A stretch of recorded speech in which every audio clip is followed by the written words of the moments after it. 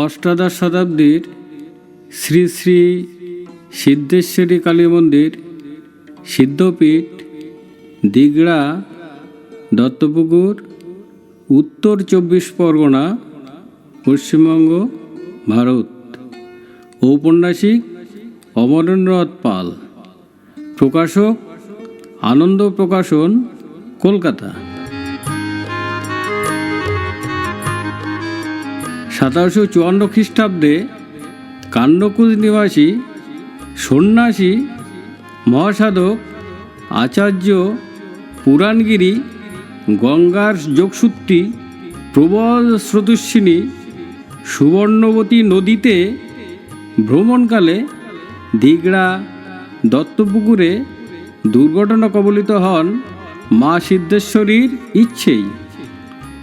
তিনি নদী তীরবর্তী গভীর জঙ্গলে মা সিদ্ধেশ্বরীর দর্শন পান এক অত্যুজ্জ্বল শিলাখণ্ডে।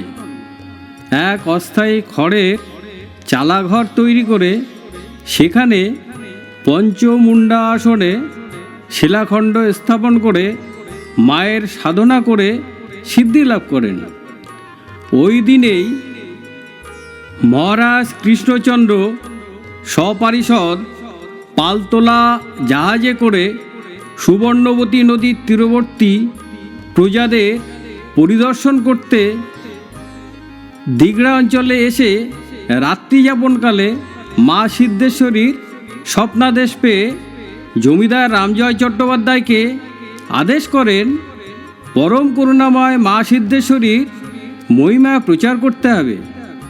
মহারাজ কৃষ্ণচন্দ্র তার জ্যেষ্ঠ পুত্র শিবচন্দ্রকে এখানকার শিবালয় অঞ্চলের জমিদার করে পাঠান মা সিদ্ধেশ্বরীর মহিমা সর্বসাধারণের ঘরে ঘরে পৌঁছে দেওয়ার জন্য। চন্দ্রকেতুগড়ের রাজা চন্দ্রকেতুর বাণিজ্যের এই সমৃদ্ধ পীঠস্থানে মায়ের অবস্থান। চাঁদ সওদাগরের সপ্তডিঙা এই অঞ্চলে বাণিজ্য করতে আসত। বর্তমানে অসংখ্য ভক্ত মায়ের আশীর্বাদ লাভের জন্য আসেন সারা বছর। বিশেষ করে প্রতি বছর 23 থেকে 26 জানুয়ারি মেলায় জনসমাগমে মন্দির প্রাঙ্গণ মুখরিত হয়ে ওঠে।